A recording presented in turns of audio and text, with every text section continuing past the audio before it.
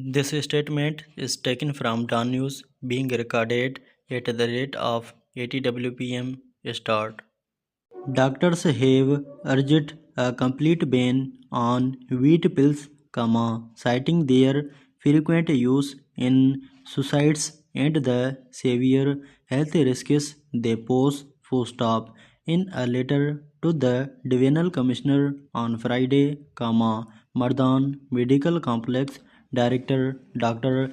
Gulzar Ahmad Khan recommended prohibiting the sale of these highly toxic aluminum and zinc phosphide compounds in the region and called for a province-wide ban in the best public interest. Full stop. He noted that consumption of wheat pills often leads to medical emergencies, with mortality rates approaching 90%. Full stop.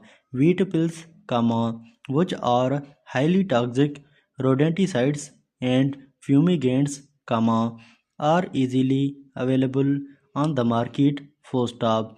These pills cause very severe poisoning in humans when taken accidentally or in suicide attempts, he said.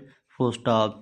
Dr. Khan added that poisoning from these substances can result in a massive multi-organ failure and constitutes a catastrophic medical emergency with no known antidotes. Full stop. Doctors in emergency departments explained that aluminum phosphide is primarily used as a fumigant for stored grains and a pesticide, releasing highly poisonous phosphine gas on contact with moisture or acid, and noted that it is a common cause of accidental or intentional poisoning. Full stop. A senior medical officer said many patients die after ingesting wheat pills, with survival often dependent on timely hospital care, and added that most victims are women, some of whom being reported forced by male relatives to consume the pills.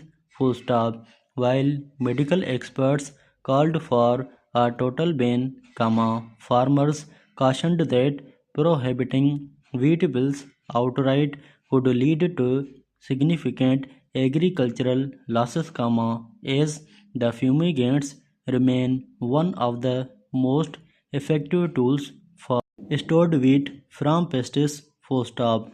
Growers suggested restricting sales to licensed users, controlling packaging, imposing penalties for illegal distribution, providing training for buyers, and promoting safer alternatives until affordable substitutes are available, arguing that such measures could reduce misuse without threatening farmers' livelihoods or food security. Full stop.